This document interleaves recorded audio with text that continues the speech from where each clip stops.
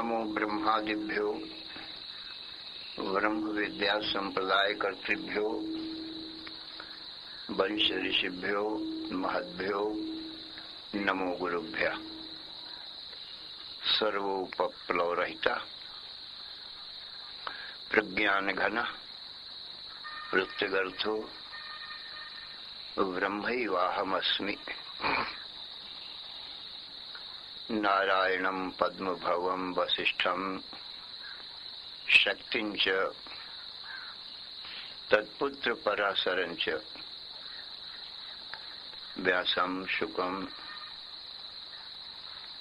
गौड़पदं महान्तं गोविंद योगीन्द्रम्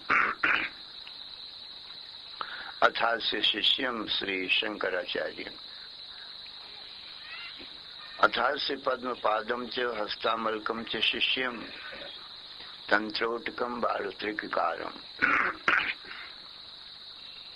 अन्यान् अस्मद्गुरून् सन्ततम् आनतोऽस्मि। श्रुतिस्मृति पुराणानाम् आलयं करुणालयं नमामि भगवत्पादं शंकरं लोकशंकरम् शंकरं शंकराचार्यं केशवं बादरायणं सूत्रभाष्यकृतौ वन्दे भगवन्तौ पुनः पुनः। ईश्वरो गुरुः आत्मेति मूर्तिभेद विभागिने व्योमवद्व्याप्त देहाय दक्षिणामूर्तये नमः। अशुभानि निराचष्टे तनोते शुभ संततिं स्मृतिमात्रेण यत्पुंसां ब्रह्म तन्मंगलं परम्। अति कल्याण रूपत्वा नित्य कल्याण संश्रयात् स्मर्तॄणां वर्धत्वाच्च ब्रह्म तन्मंगलं विदु। ओंकारश्चाथ शब्दस्य द्वयेतौ ब्रह्मणः पुरा कंठं भित्त्वा विनिर्यातौ तस्मान् मांगलिकौ उभौ। ओम तत्सत्। परब्रह्मणे नमः। श्री राम जय जय राम। श्री राम जय जय राम।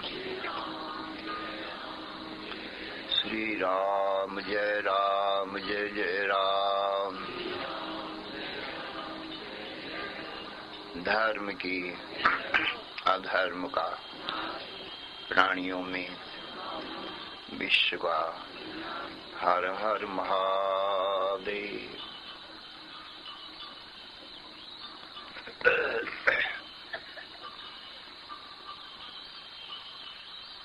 सामवेद छांदोग्य उपनिषद के 7वें अध्याय पर विचार चल रहा था।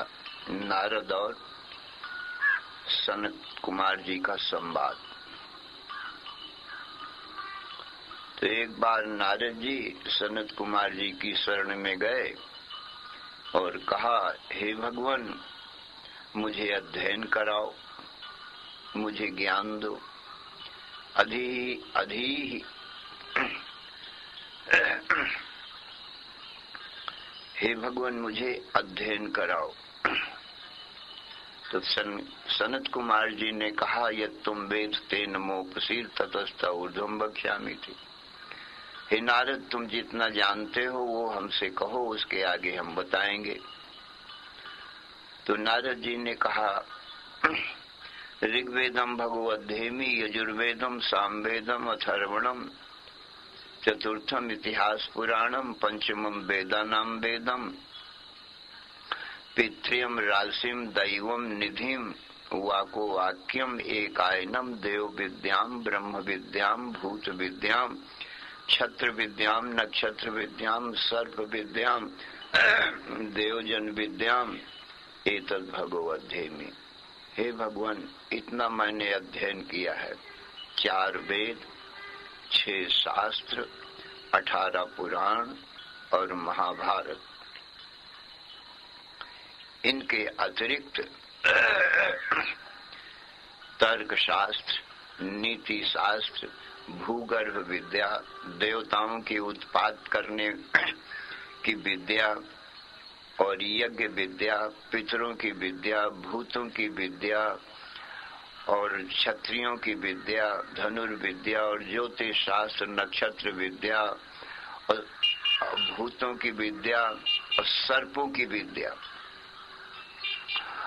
और नृत्य गान वाद्य की विद्या, संगीत विद्या। हे भगवान, इतना मैंने अध्ययन किया है। सोहम भगवा मंत्र वेदेवास्मि नात्मविद। सो हे भगवान, मैं केवल इन मंत्रों का ही जानकार हूँ, आत्मा को नहीं जानता हूँ।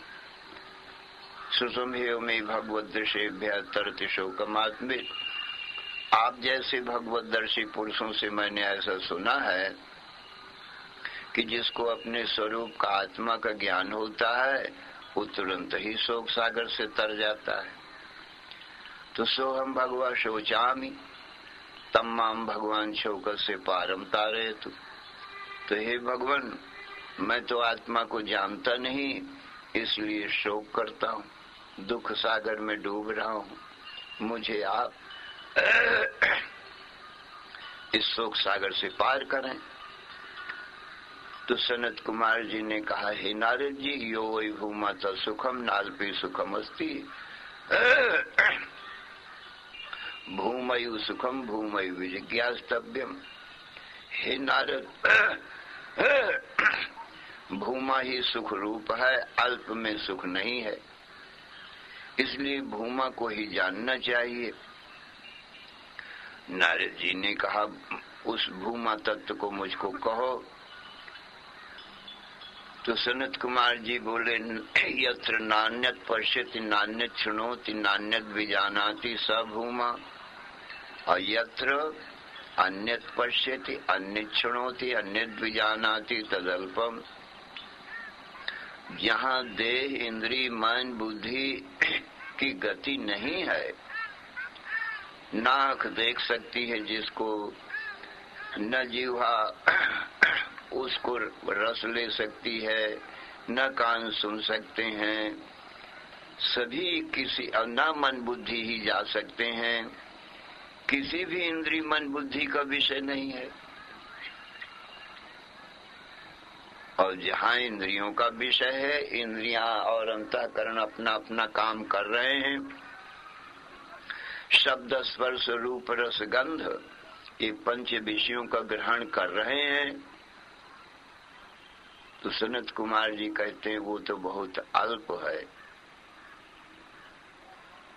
और वो जो भूमा है वो महान है, इसलिए वो भूमा अमृत है।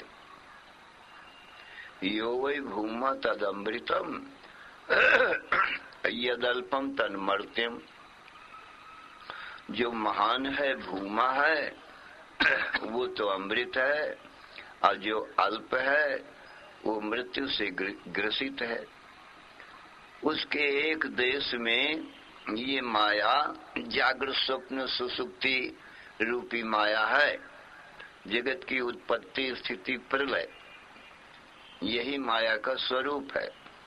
निद्रा में सबकी रोज प्रलय होती है, स्वप्न में उत्पत्ति होती है, जागृत में थोड़ी देर संसार रहता है,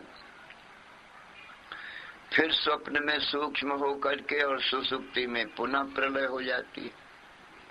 तो जगत की रोज तो उत्पत्ति होती है, थोड़ी देर स्थिति रहती है, और निद्रा रूप अविद्या में रोज ही प्रलय हो जाती है। इस प्रकार से जिस चिदाकाश में, जिस सच्चिदानंद ब्रह्म में ये माया का खेल हो रहा है, सा आत्मा वही आत्मा का स्वरूप है, वही भूमा, वही ब्रह्म, वही ब्रह्म सबकी अपना स्वरूप निजात्मा है। तो अयम आत्मा ब्रह्म, इसलिए अपनी आत्मा को तुम ब्रह्म रूप जानो और सो अयम आत्मा, और उस ब्रह्म को जो वेदों में ब्रह्म का स्वरूप निरूपण किया गया है, सत्यम ज्ञानम अनंतम ब्रह्म, उस ब्रह्म को अपनी आत्मा ही जानो, अपना स्वरूप ही जानो, वह मैं ही हूँ। ऐसा दृढ़ निश्चय करो नारद जी। तो जो तुम ऐसा दृढ़ निश्चय करोगे कि मैं सच्चित आनंद स्वरूप ब्रह्म हूँ, तो देखो इस आत्मा में तो दुख का लेस भी नहीं है, नहीं अज्ञानता है और नहीं मृत्यु है। क्योंकि ये सर्वदृष्टा साक्षी है और ये सारा दृश्य माया मात्र है।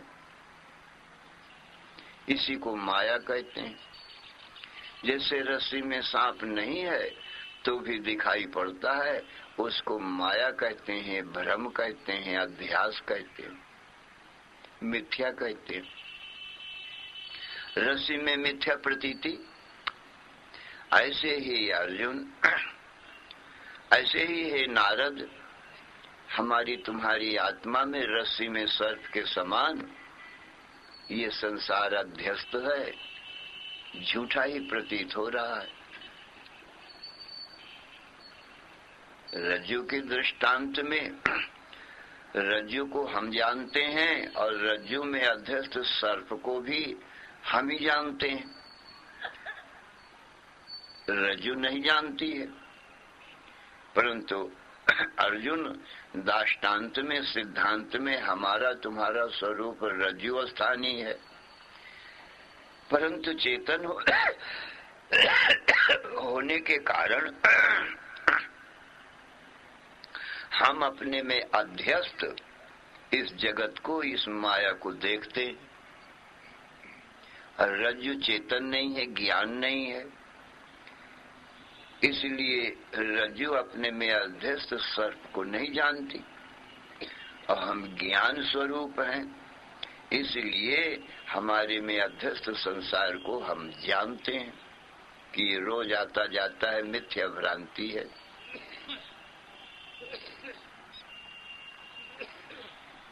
अध्यस्त का क्या जन्म और क्या नाश।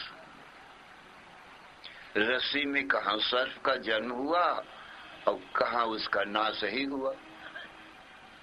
तीनों काल में रज्जु ही रज्जु है, सर्प तो तीनों काल में है ही नहीं।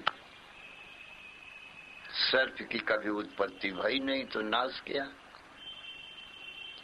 जिस काल में सर्प की प्रतीति होती है उस काल में भी रज्जु ही होती है ब्रह्मस्थल में।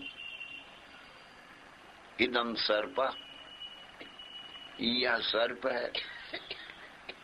तो जो इदम पना है वह रज्जु का ही है।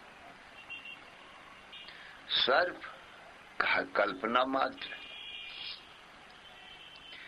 और जब सर्प की निवृत्ति होती है रज्जु के ज्ञान से, तब भी इदम रह जाता है, सर्प नहीं रहता। इदम रज्जु, ये रज्जु है। और जो सर्प भासता है तब भी वो रज्जु का इदम अंश मौजूद है। इदम सर्प, अयन सर्प, ये सर्प है। तो भ्रम काल में भी रज्जु इदम रूप से मौजूद है। और जब अधिष्ठान ज्ञान होने से भ्रम का नाश हुआ तो भी यह रज्जु है, ये इदम पना बाद में भी मौजूद। रज्जु के दो स्वरूप जानना चाहिए, एक सामान्य, एक विशेष।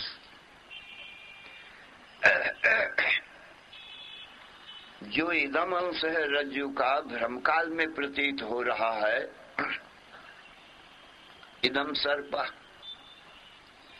वो रज्जु का एक सामान्य रूप है।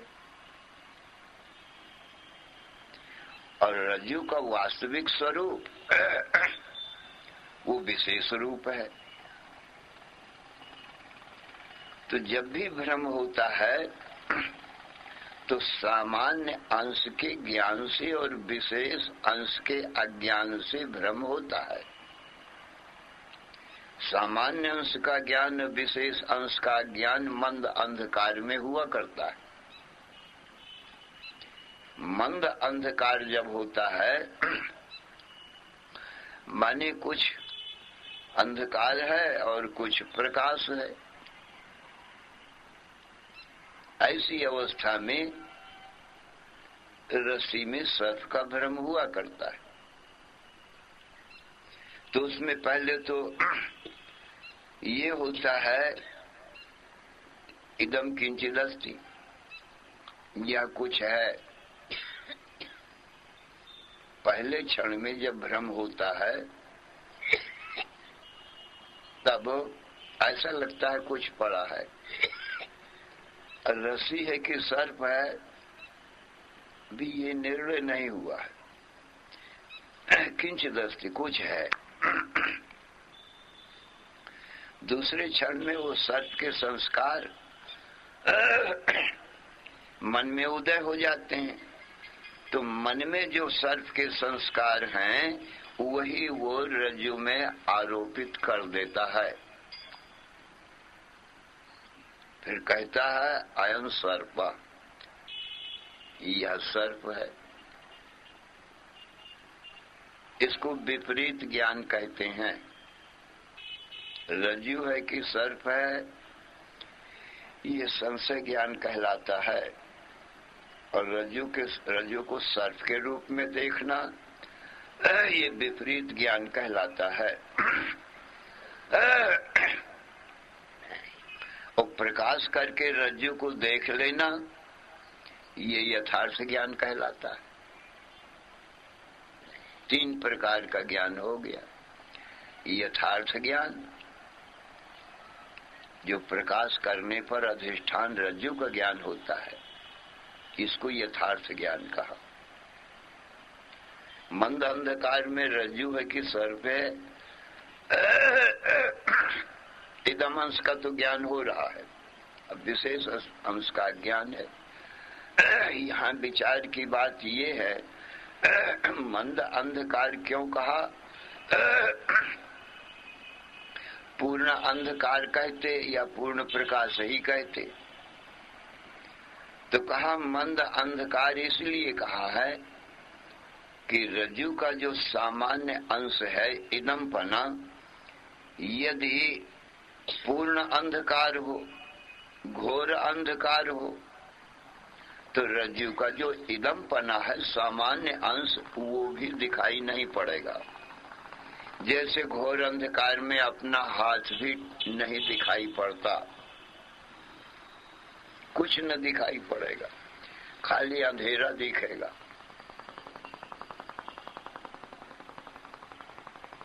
तो पूर्ण अंधकार होगा तो ये भ्रम नहीं होगा, इदम अंश भी नहीं मालूम पड़ेगा कि कुछ पड़ा है। और यदि पूर्ण प्रकाश होगा तो रज्जु का ही ज्ञान होगा, वहां सांप कहाँ है, माने यथार्थ ज्ञान होगा। इसी यथार्थ रज्जु के स्वरूप को ही अधिष्ठान कहते हैं और इदम अंश को आश्रय कहते हैं। तो इदम अंश के आश्रय से ही, इदम अंश के ज्ञान से ही और विशेष अंश के अधिष्ठान के अज्ञान से ही ये सर्प की प्रतीति होने लगती है। इसी को आधार भी कहते हैं। माने रज्जु प्रतीति का आधार क्या हुआ? अरे वो सर्प प्रतीति का आधार क्या हुआ? कहा रज्जु के इदम अंश का ज्ञान और विशेष अंश का अज्ञान। यदि विशेष ज्ञान होता है, अधिष्ठान ज्ञान, तो सर्प की निवृत्ति होती है।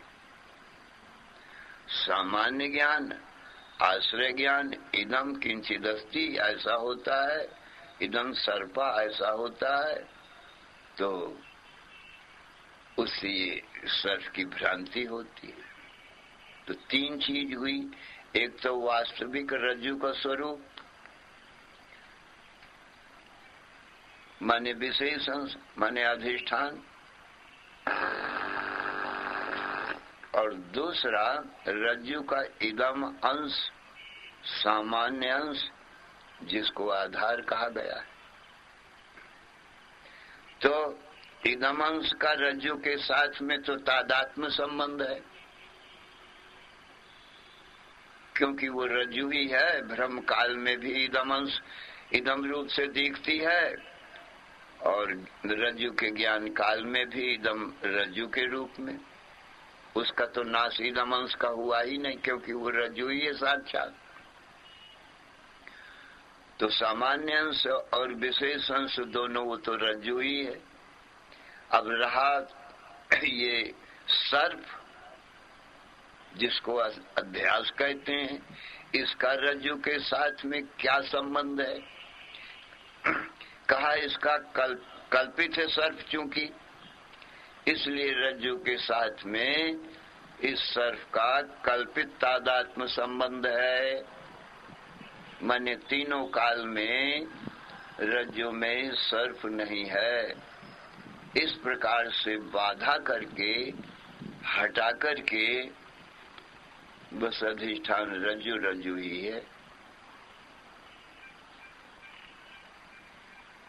भेद खत्म हुआ, तादात्म्य संबंध, लेकिन कल्पित तादात्म्य संबंध। कल्पित चीज का सत्य के साथ में कल्पित तादात्म्य संबंध होता है, वो अलग से नहीं रह सकता। फिर अधिष्ठान ज्ञान होने के बाद में रह नहीं सकता कोटि यत्न से भी। कहाँ जाता है? कहा वो कुछ था ही नहीं, इसलिए अधिष्ठान रूप ही भासता है। अधिष्ठान से भिन्न नहीं जगत निवृत्ति बखान, सर्फ निवृत्ति रज्जुजिम भय रज्जु का ज्ञान। अधिष्ठान से भिन्न अध्यास की निवृत्ति नहीं होती सज्जनों।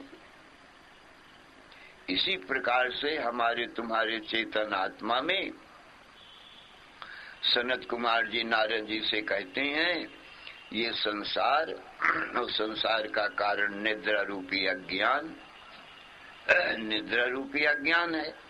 हमारे तुम्हारे आत्मा का अज्ञान हुआ, इसको निद्रा ही समझना चाहिए। अपने आत्मा को सच्चिदानंद स्वरूप ब्रह्म को न जानना, इसी अज्ञान को निद्रा कहते हैं। इसी अज्ञान निद्रा में ये जीव सोया हुआ है, माने अपने ब्रह्म स्वरूप को न जानना सोना है। और अध्यास रूप जगत को देखना, अध्यास रूप जगत में जागना है। अपनी आत्मा को न जानना तो अपनी आत्मा की तरफ से ये सो रहा है। और जो ज्ञानी महापुरुष हैं वो अपने सच्चिदानंद स्वरूप आत्मा में जाग रहे हैं और इस अध्यास रूप स्वप्न रूप जगत की तरफ से सोए पड़े। यही जग जामिन जागहि जोगी, परमारथी प्रपंच वियोगी। योगी लोग, महात्मा लोग, संत लोग अपने आत्म स्वरूप में जाग रहे और संसारी अज्ञानी अपनी आत्मा की तरफ से सोए हुए संसार में जाग रहे हैं। माने संसार में ही सद्बुद्धि सुख बुद्धि कर रहे हैं, अपने आप को भूले ही हुए हैं।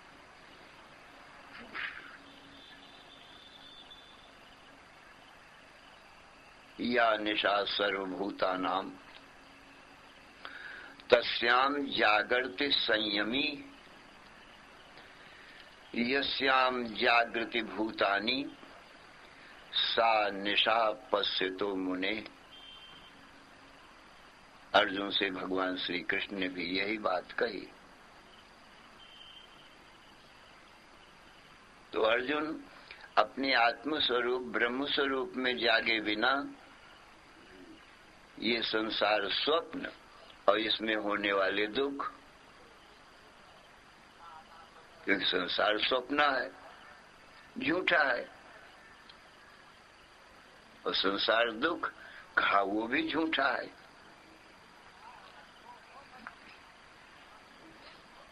पर तो भी दुख देता है।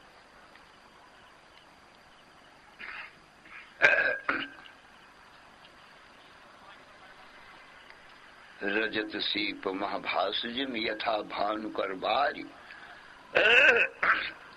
यद्यपि मृषात्यु काल महाभ्रम न सकै को टारी। यही विधि जग हरियासित रही, यद्यपि असत्य फिर भी देत दुख आई। यद्यपि स्वप्न असत्य है, बिल्कुल झूठा है, किंचित भी सच्चाई उसमें नहीं है, तो भी सज्जनों दुख देता है।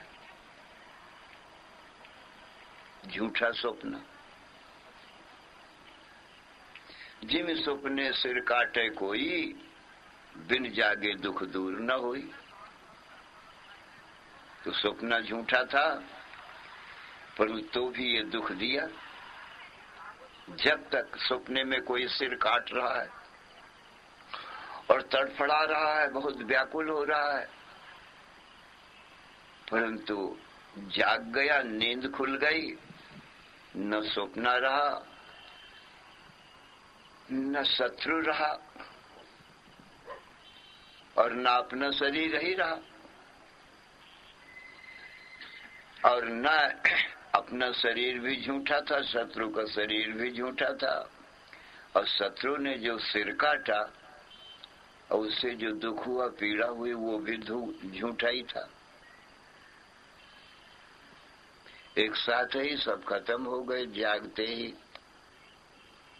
नारद जी, ऐसा ही ये जागृत जगत भी है, स्वप्ने जैसा ही है। यही जाने जग जाए हेराई, जागे यथा स्वप्न भ्रम जाई। अपने सच्चिदानंद स्वरूप ब्रह्म को जानकर ये जगत खो जाता है, नहीं रहता है। कैसे? तो दृष्टांत दिया, जैसे जागने पर स्वप्न का जगत नहीं रहता और स्वप्न जगत का दुख भी नहीं रहता, ऐसे ही ये जीव जब ईश्वर कृपा, गुरु कृपा से अपने आत्म स्वरूप में, ब्रह्म स्वरूप में जागता है, तो न ये संसार रहता है, न संसार का दुख ही रहता है। क्यों? अपना स्वरूप जागृत, स्वप्न, सुसुप्ति के और परे है। प्रकृति परा पुरुषा सा काष्ठा सा परागति। ये जो चेतन पुरुष परमात्मा है और हमारा तुम्हारा आत्मा है, ये प्रकृति से परे है। वहाँ प्रकृति की पहुंच नहीं है। प्रकृति तो इतनी ही है, जागृत, स्वप्न, सुसुप्ति। इसी को प्रकृति कहते हैं, इसी को माया कहते हैं, इसी को अज्ञान अथवा विद्या भी कहते हैं। यही प्रकृति है। पर ये जो चेतन पुरुष है, हमारा तुम्हारा आत्मा नारद, ये तो प्रकृति को देखने वाला है, प्रकाशक है और प्रकृति से परे भी है।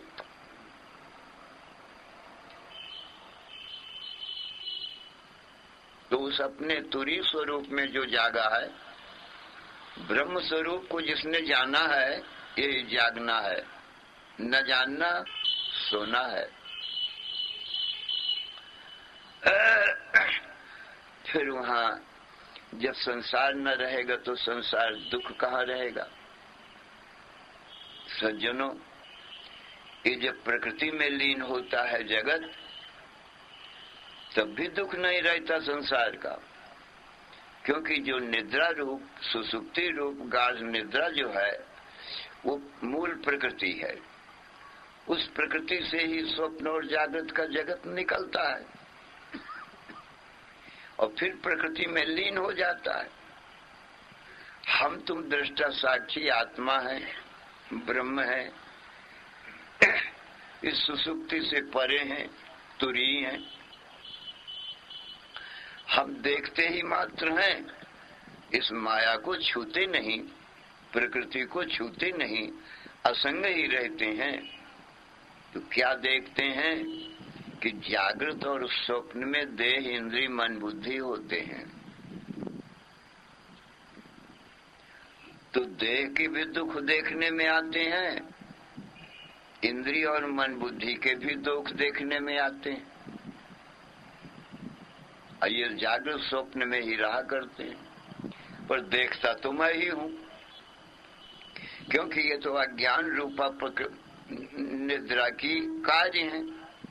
तो जैसे निद्रा को ज्ञान नहीं, तैसे यह निद्रा के कार्य जागृत स्वप्न के संसार को भी ज्ञान नहीं है। जागृत स्वप्न में ही देह, इंद्रिय, मन, बुद्धि है, इसलिए इनको भी कुछ ज्ञान है नहीं, इनको भी मैं ही जानता हूं। तो इन्हीं में भूख प्यास है और इन्हीं में दुख है, सुख दुख है। किन में? जागृत स्वप्न में, माने देह, इंद्रिय, मन, बुद्धि, प्राणों में। देह के दुख, स्थूल देह के दुख, रोग बीमारी आदि। इंद्रियों के दुख, इंद्रियों में कानापना, मंदपना, अस्वस्थपना, सभी इंद्रियों का। और मानसिक दुख, अनुकूलता प्रतिकूलता से अनुकूल हुआ तो मन सुख मानता है और प्रतिकूल विषयों को पाकर दुखी होता रहता है। तो इसलिए ये अनुकूलता प्रतिकूलता मन ही गढ़ लेता है। संसार के जितने स्त्री पुरुष, मनुष्य, पशु, पक्षी, वृक्ष, पर्वत, सूर्य, चंद्र है, अर्जुन, ये छाया चित्र के समान है। अब इनमें सुंदरता असुंदरता ये तो मन की गढ़ंत है। आप ही किसी को सुंदर बनाता है तो सुख मानता है, और किसी को असुंदर बनाकर दुख मानता है। भया छाया चित्र भी अपने को कोई अच्छा बुरा समझते हैं क्या? छाया चित्रों को तो ज्ञान नहीं ना है। अब देखने वाला चाहे जो उनसे छाया चित्र को कहा, ये स्त्री, ये पुरुष बहुत अच्छे, ये पर्वत है कितना सुंदर है,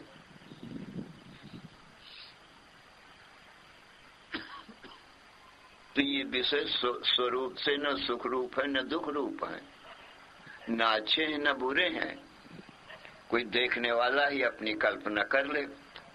तो ये मन जो है, बुद्धि जो है, ये हमारे तुम्हारे चेतन के यत् किंचित आभास को, प्रतिबिंब को पाकर ये भी कुछ ज्ञानवान हुआ है, मन भी। इसलिए ये अनुकूलता प्रतिकूलता की कल्पना कर लेता है। अनुकूल विषयों से सुख और प्रतिकूल से दुख मानता है।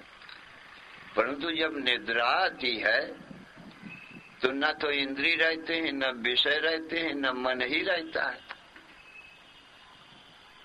न कोई स्त्री पुरुष आदि रहते हैं जिसको देखा है मन और सुखी दुखी हो। सब देह, इंद्रिय, मन, बुद्धि सब गायब है। इसलिए निद्रा जब आती है उस समय हम आप लोग अपने आनंद का ही अनुभव करते हैं, क्योंकि दूसरा तो कोई है नहीं, स्त्री पुत्र धन आदि। और आनंद बहुत है निद्रा में, आया कहां से आनंद?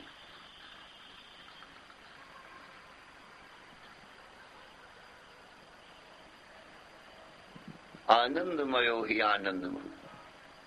सुसुप्ति अवस्था में हम अपने ही आनंद का अनुभव सज्जनों करते हैं, क्योंकि दूसरा कोई होता ही नहीं। परंतु सज्जनों, ये भी सोपाधिक आनंद है निद्रा वाला। परंतु इसमें दुख की मिलावट नहीं है। जागृत स्वप्न में सुख और दुख दोनों होते हैं। विषयों के अनुकूलता से सुख और प्रतिकूलता से दुख, जो मानस कल्पना है भला। परंतु सज्जनों, मन आदि इंद्रिय न होने के कारण सुसुप्ति में दुख का मिश्रण नहीं है, जो अच्छा बुरा देखा जाए। अनुकूल प्रतिकूल मान करके सुखी दुखी हुआ जाए, क्योंकि वहां मन ही नहीं है। जिसने अच्छे बुरे की कल्पना करके और अपने को सुखी दुखी माना था। देखो, परंतु सज्जनों, वो भी हमारे तुम्हारे आत्मा का प्रतिबिंबित आनंद ही है, क्योंकि हम आप आनंद के भोक्ता बनते हैं। आनंदमयो ही आनंद भोग। सुसुप्ति में हम आनंदमय होते हैं और आनंद का ही भोग करते हैं, पर केवल आनंद होता है वहां पर।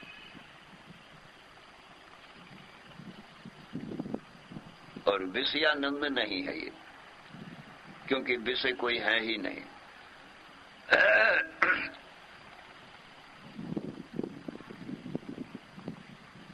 तो सज्जनों, फिर भी ये सोपाधिक आनंद है। अविद्या वृत्ति में अपना आनंद का प्रतिबिंब पड़ता है। तो अविद्या वृत्ति के द्वारा हमारे आनंद का जो प्रतिबिंब पड़ा, उसको हम ज्ञानात्मा ही अनुभव करते हैं, क्योंकि आनंद का कोई आकार नहीं होता है। आनंद निराकार ही होता है, चाहे विषयानंद हो और चाहे सुसुप्ति का आनंद हो, जहां विषय नहीं है। उसका कोई आकार नहीं होता, कोई दिखाया नहीं जा सकता है कि देखो आनंद का ये रूप है, ये रंग है। तो ज्ञान के द्वारा ही अनुभव होता है, और हमारा ही स्वरूप ज्ञान है।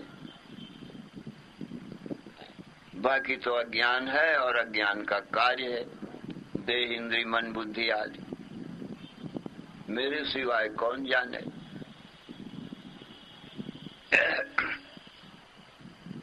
और ये सुख दुख जो है ना, ये इंद्रिय ग्राह्य भी नहीं है। और भूख प्यास ये किसी इंद्रिय के द्वारा देखी सुनी समझी नहीं जाती है। सुख है कि दुख है, ये इंद्रियों को पता नहीं है। इंद्रियां तो शब्द स्पर्श रूप रसगंध इन पंच विषयों का ही ज्ञान करती। सुख दुख का ज्ञान इनको नहीं होता, क्योंकि रूप रंग शब्द आदि विषय नहीं है ये। तैसे ही भूख प्यास का ज्ञान हम तुम साक्षी चेतन आत्मा को ही होता है। इसलिए भूख प्यास और सुख दुख ये साक्षी भाष्य हैं।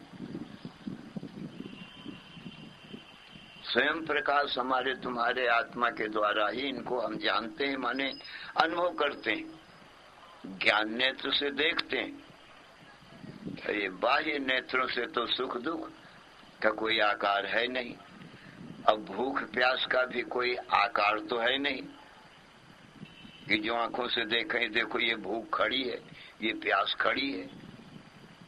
ऐसे कोई आंखों से तो दिखाई नहीं पड़ती है, किसी इंद्रिय से नहीं जानी जा सकती। तो हम साक्षी चेतन आत्मा ही, जहां इंद्रिय नहीं जान सकती हैं, इंद्रियों का जो अविषय है सज्जनों, उसको हम ही जानते हैं। तो सुसुप्ति में इंद्रिय और विषय कोई नहीं है, मैं ही हूं। इसलिए इंद्रियों के विषयों को सुसुप्ति में न होने के कारण और उस सुसुप्ति के माध्यम से जो आनंद आ रहा है, मेरा ही प्रतिबिंब है। अपने प्रतिबिंब रूप आनंद का अनुभव मैं ही करता हूं।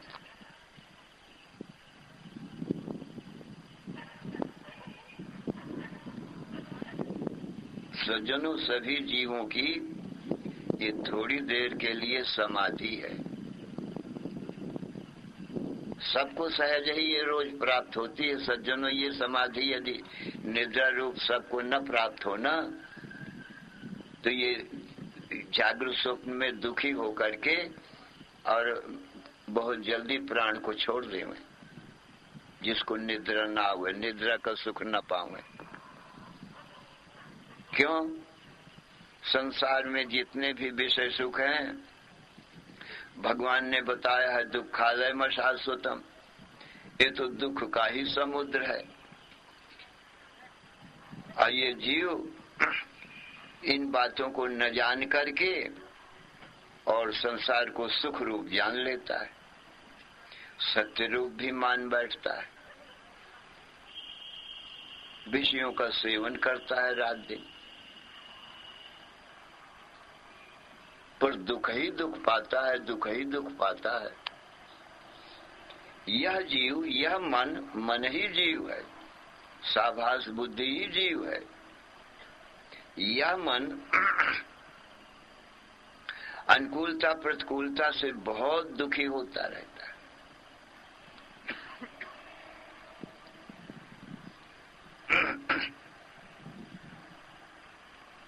सो जाता है तो शांति आ जाती है। यह जीव जिनको अनुकूल समझता है उनसे सुख मानता है, जिनको प्रतिकूल समझता है उनसे दुख मानता है। यही देखने में आता है।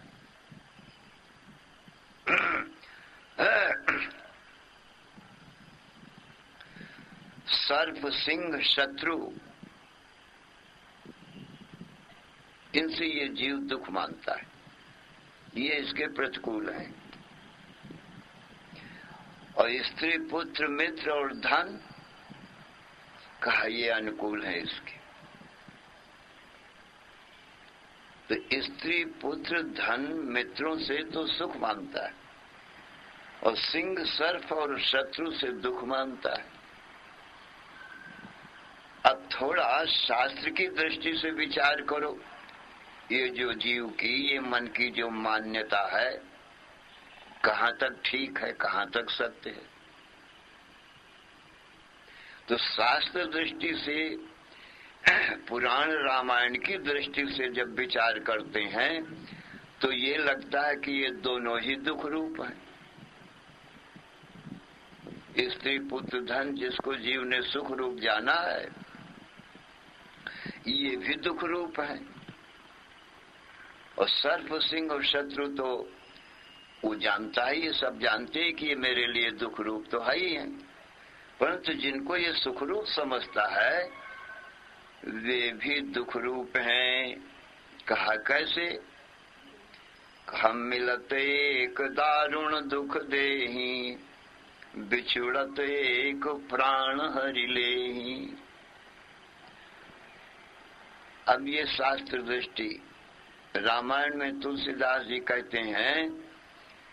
कहते हैं एक तो मिलने में दुख देता है, दूसरा बिछुड़ने में दुख देता है।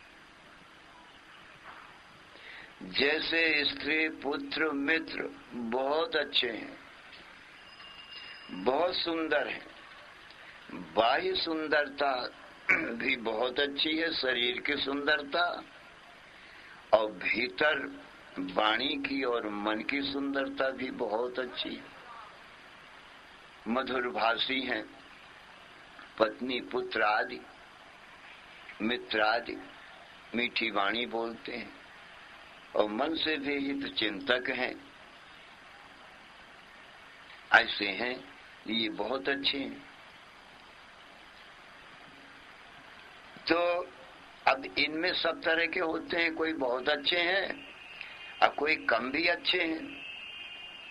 बाहर से भी जिसका रूप अच्छा ना हो और भीतर से कटुभाषिणी हो,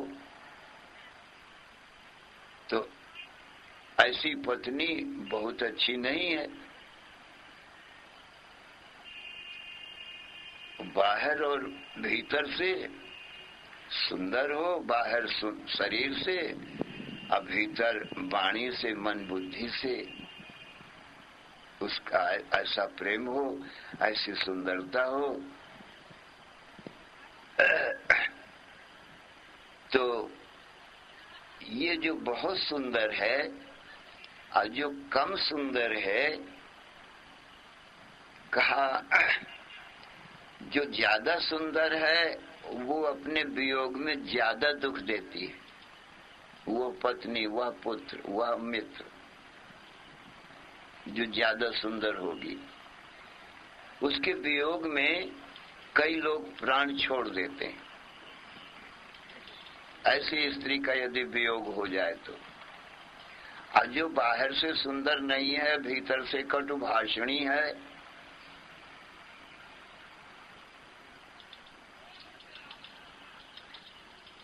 ऐसी स्त्री का वियोग होने पर ज्यादा दुख नहीं होता है, मानो वो वैराग्यजनक है, वैराग्य उत्पन्न करती, क्यों उससे दुख पाता है। ये दुख से सबको वैराग्य। तो तुलसीदास जी महाराज कहते हैं कि जिनको तुम अत्यंत प्यारा समझते हो, वो जब वियोग उनका होता है तो वियोग से ये दुख देते हैं, और शत्रु सिंह सर्प जब मिलते हैं तब दुख देते हैं। तो एक ने मिलने में दुख दिया और एक ने बिछुड़ने में दुख दिया। अब बताओ संसार में सुख रूप कौन है?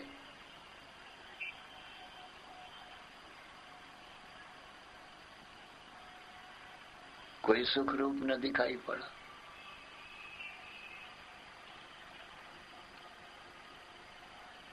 मिलत एक दारुण दुख देही, अब बिछुड़त एक प्राण हर लेही। जो अत्यंत प्यारे होंगे स्त्री पुत्र मित्र, तो बिछुड़ने में वो प्राण ले लेंगे, और शत्रु मिलने पर प्राण लेगा, मिलेगा तो प्राण ले लेगा, घातक है। परंतु ये जो बहुत अच्छे हैं, ये भी तो प्राण घातक है ना। दशरथ जी राम बहुत सुंदर पुत्र, बाहर से भी और भीतर से पिता माता के सेवक, आज्ञाकारी। परंतु दशरथ का वियोग हुआ, उन्होंने प्राण ही छोड़ दिए। दशरथ और राम के बीच थोड़े ही दिन का था वनगमन में, परंतु वो थोड़े दिन का भी वियोग न सह सके।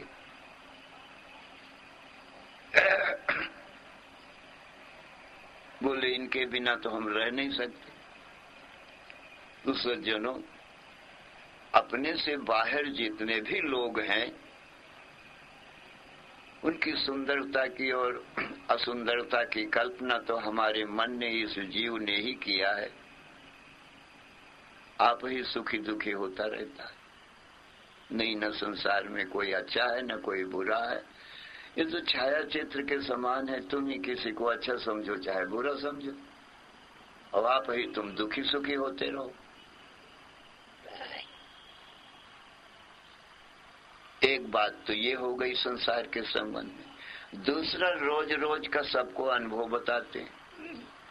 रोज रोज का सबको ये अनुभव है कि सुबह से शाम तक 10-11 बजे रात तक ये संसार के विषय भोगों को भोगते भोगते थक गया है, ऊब गया है, अब दुखी हो गया है। अब इसको विषय भोग अच्छे नहीं लगते। भोगते भोगते थक गया। शब्द सुनते सुनते उत्तम मधुर स्तुति परक शब्द, मीठी वाणी स्त्री के पुत्रों की मित्रों की खूब सुनता रहा। स्पर्श भी स्त्री पुत्रों का करता रहा,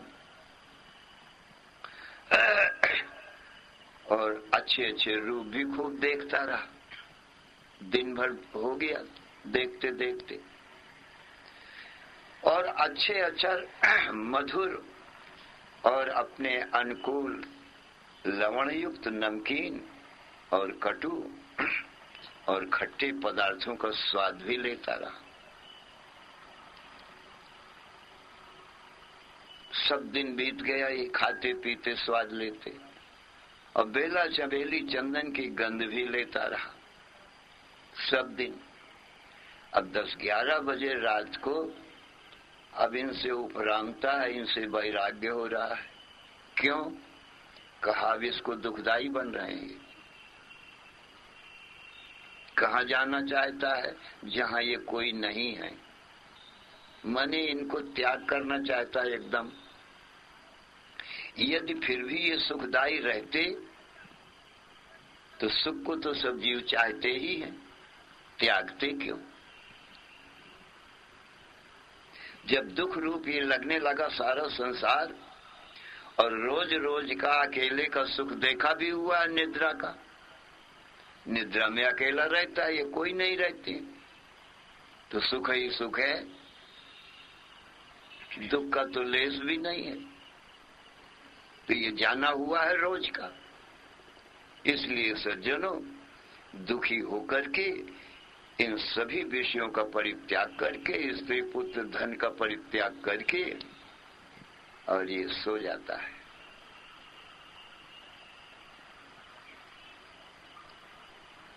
दुखी होकर के सोता है। नहीं तो ईश्वर ने, माया ने, माया उपाधिवान ईश्वर ने सबको इंद्रियां दे रखी हैं, मन बुद्धि दे रखी हैं, और विषय माया रचित है, उनमें कमी है नहीं। चाहे रात दिन ये भोगा करे तो क्या घाटा, क्या कमी पड़ जाएगी संसार में विषयों की जो माया से बनते हैं। रात को भी भोगता ही, रात कभी सोए नहीं, क्यों त्याग देता है? त्याग करके क्यों सोता है? ये दुखदाई हो गए।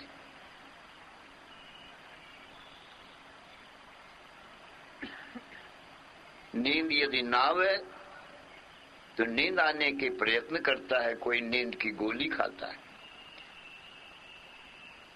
जो बहुत चिंतित संसार में फंसे हुए हैं ना, उनको जल्दी नींद नहीं आती।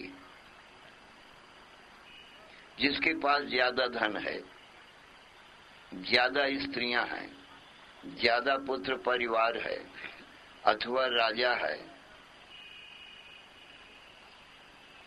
मंत्री है, प्रधानमंत्री है, इनको ज्यादा चिंता रहती है।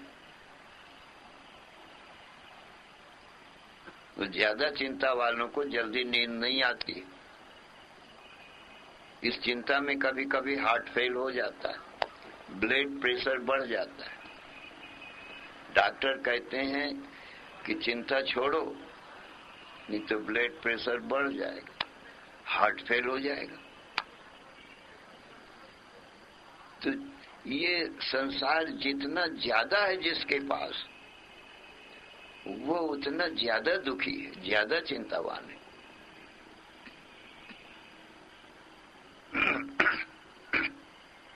ज्यादा दुखी।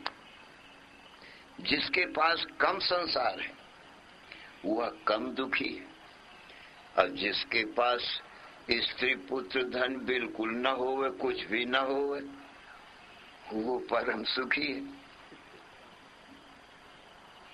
देखने में लगता है ये दुखी होगा, स्त्री नहीं है, इसके पास पुत्र नहीं है, इसके पास तो धन नहीं है, सवेरे खा लिया मांग के तो शाम को खाने को भी नहीं, ये तो बड़ा गरीब, बहुत दुख होगा। परंतु सज्जनों, ऐसे सब संत हैं, इनके पास तो कुछ नहीं है, कोई दुखी देखने में आता है क्या? ये सब सुखी लोग सब दौड़े चले आ रहे हैं इनके पास में जो निर्धन है, न पत्नी है, न पुत्र है, न परिवार है, न धन ही है। बताओ। तो जिनके पास ये सब कुछ है भी, वो भी 10-11 बजे रात को सन्यास ले लेते हैं। ये भी साधु सन्यासी बन जाते हैं। क्यों? किस लिए? सुखी होने के लिए, अकेले रहने के लिए। साधु सन्यासी अकेले, सुसुप्ति में सब अकेले होते हैं, तो अकेले में तो अपना आप तो सुख स्वरूप ही है, दुख तो है नहीं अपने में, इसलिए अपने ही आनंद का भोक्ता होता है। तो निद्रा में सोपाधिक सुख है, और निद्रा के आगे तुरीय में समाधि सुख है। वहां निद्रा भी नहीं है। निद्रा के सुख में तो परबसता है। क्यों? नींद आवे ना आवे, गोली खाओ, परबसता है ना। उस समाधि में क्या परवस्था, अपने आत्मा का चिंतन करने लगे अभी बैठे बैठे। हाँ वह निद्रा मत आओ, कोई परवस्था ही नहीं है। स्त्री पुत्र का सुख तो परवश है, स्त्री आवे तो सुख देवे, पुत्र होवे तो सुख देवे, और धन आवे तब सुख देवे। परवस्था हो गई ना सुख की, दूसरे के उसके पास नहीं, दूसरे के पास इसका सुख है, उनसे लेगा ये सुख। बताइए, तो सभी उन्हीं की आशा हमेशा लगाए रहेगा। अरे सुख का बिल्कुल भिखारी बना बैठा है। अब वो आवे इसको सुख दें तो है, पर ये साधु सन्यासी योगी अपने आत्म सुख का ही अनुभव करते, इसमें कोई परवस्था नहीं। तुमको विक्षेप मालूम पड़े तुरंत आत्मचिंतन में लग जाओ। सच्चिदानंद रूपो हम, सच्चिदानंद रूपो हम।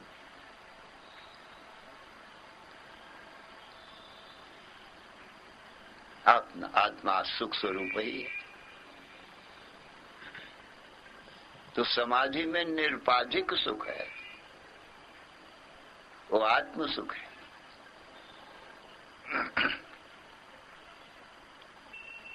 तो सनत कुमार जी ने नारद से बताया कि अपने स्वरूप में, आत्मा में तुम स्थित हो। सच्चिदानंद ब्रह्म ही अपना आत्मा का स्वरूप है। नारद जी ने कहा कि महाराज उसका आश्रय कौन है, अधिष्ठान कौन है, प्रतिष्ठा क्या है? स कस्मिन् प्रतिष्ठितम्, उसका आधार कौन है? आत्मा का, ब्रह्म का।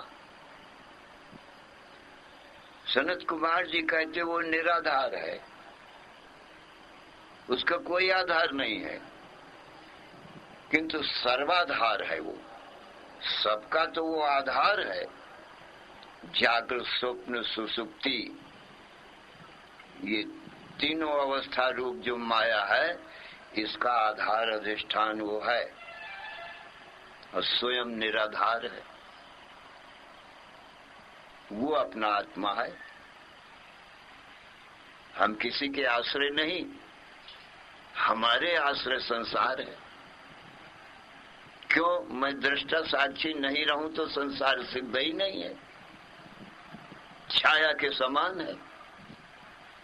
देखने वाला चेतन पुरुष ही है, छाया मात्र, माया मात्र जगत को सिद्ध करता है।